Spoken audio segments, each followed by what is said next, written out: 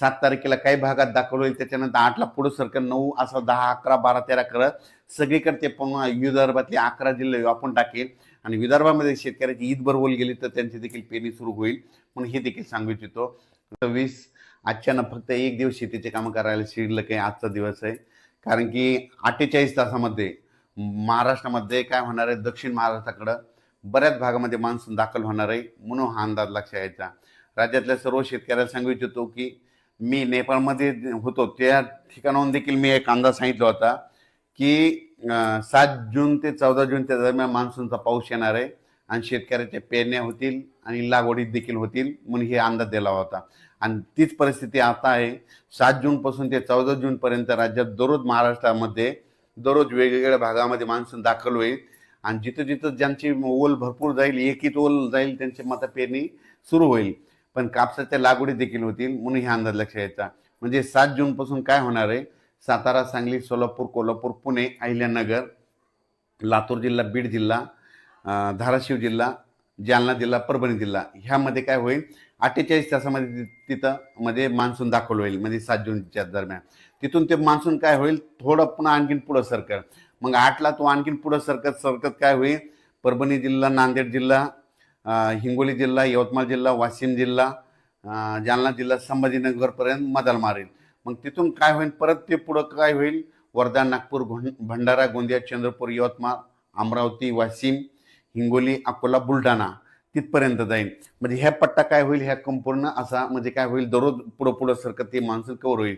मग असं करत करत काय होईल, 14 तारखेपर्यंत मात्र संपूर्ण महाराष्ट्र व्यापून टाकेल आणि त्याच्यानंतर उत्तर महाराष्ट्राकडे काय होईल, 13 तारखेच्या नंतर मग उत्तर महाराष्ट्राकडे मग ते असा पाऊस तिकडे उत्तर महाराष्ट्राकडे जाईल आणि तिकडे देखील पाऊस पडल्याच्या नंतर जमिनीमध्ये ईद बरोबर गेले तर त्यांच्या देखील पेरण्या तिकडं सुरू होतील. आणि त्याच्यानंतर शेतकऱ्याला सांगू इच्छितो की 16च्या नंतर 15 जूनच्या नंतर काय होणार आहे की पुन्हा नंतर सरीव चालू राहतील. मोठा खूप पाऊस पडणार नाही, सरीव येत राहतील. म्हणजे अशा पाऊस जसं मान्सून आल्याच्यानंतर जशा सरी येतात 10 मिनिटाच्या, 20 मिनिटाच्या, 22 मिनिटाच्या अशा सरी येत राहतील आणि ते देखील 15 ते 20च्या दरम्यान ते पाऊस येईल. पण 20 जून ते 30 जूनच्या दरम्यान परत राज्यामध्ये ज्यांची पेरणी शिल्लक राहिली, कोणी त्या पेरणीमधून वंचित राहिले, मग 20 जून ते 30 जूनमध्ये एक पाऊस येईल. म्हणजे ते काय होईल, 20, 21, 22 जूनच्या दरम्यान ते पाऊस येईल. त्याच्यामध्ये काही जणांच्या शेतकऱ्याच्या पेरण्या होतील, लागवड होतील आणि 25 ते 29 जूनमध्ये जे पाऊस येईल त्याच्यामध्ये देखील शेतकऱ्याच्या काही लागवडी होतील. आणि त्याच्यातून जर काही शेतकरी उरले तर 10 जुलै ते 15 जुलैमध्ये एक पाऊस येणार आहे. 10 जुलै ते 15 जुलैमध्ये दरवर्षी महाराष्ट्रात पाऊस पडतो आणि त्याच्यामध्ये राहिलेल्या ज्यांच्याकडे वापसा नसली त्यांच्या पेरण्या होतील म्हणून हे अंदाज लक्षात यायचा. शेतकऱ्याला सांगू इच्छितो, तुम्ही काय करा, काल देखील आमच्या गावाला खूप पाऊस पडला, आमच्या परभणी जिल्ह्यात झाला, बीड जिल्ह्यात सगळीकडे जवळपास अहिल्यानगर बऱ्याच भागामध्ये पाऊस पडला.